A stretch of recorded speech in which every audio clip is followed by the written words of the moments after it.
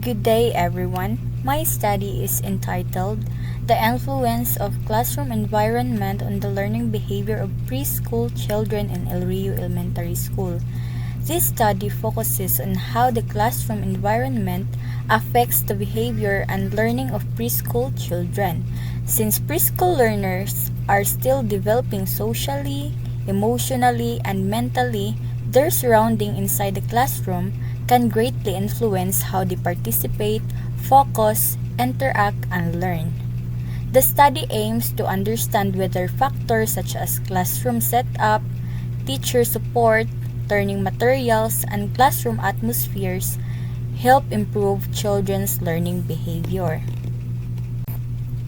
This slide presents the existing problems and baseline data of the study.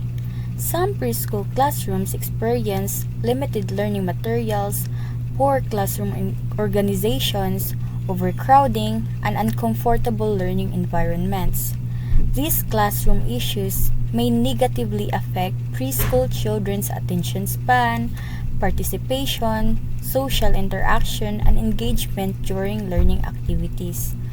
For the baseline data, the researcher observed classroom conditions such as physical setup, classroom atmosphere, availability of educational resources, and teacher support and interaction.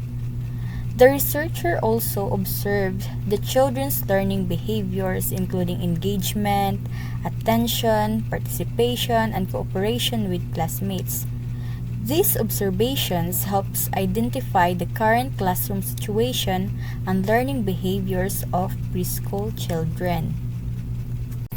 This slide presents the themes from the RRL. So the first theme is physical classroom arrangement. So study shows that classroom layout, lighting, ventilation, and organization affects children's focus and behavior. The second theme is classroom atmosphere. A safe, positive, and supportive classroom helps children become more active and engaged in learning. The third theme is teacher support and interaction. So positive relationships between teachers and children improve participation, confidence, and cooperation. The next one is learning resources. So educational materials such as books, toys, and visual aids helps children explore and learn effectively. Lastly, classroom management.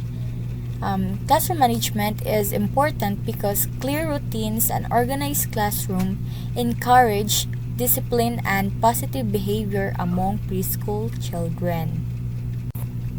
This slide shows the research problems and hypotheses of the study. The study seeks to answer four main questions.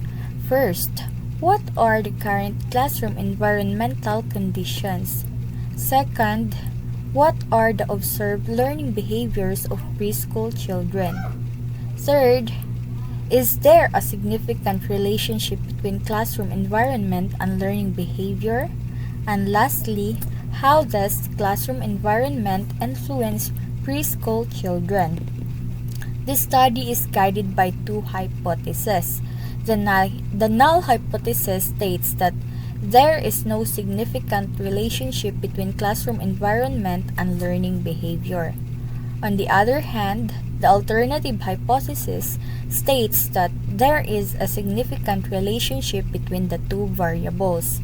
These questions and hypotheses guide the whole research study. The last slide explains the methods used in the study. This research used a qualitative descriptive design because it focuses on understanding behaviors and classroom experiences in their natural setting. The participants include preschool teachers and preschool children. So the teacher serves as the main informants while children are observed during classroom activities. For data gathering, the researcher used semi-structured interviews, observation checklists, field notes, and teacher survey questionnaires.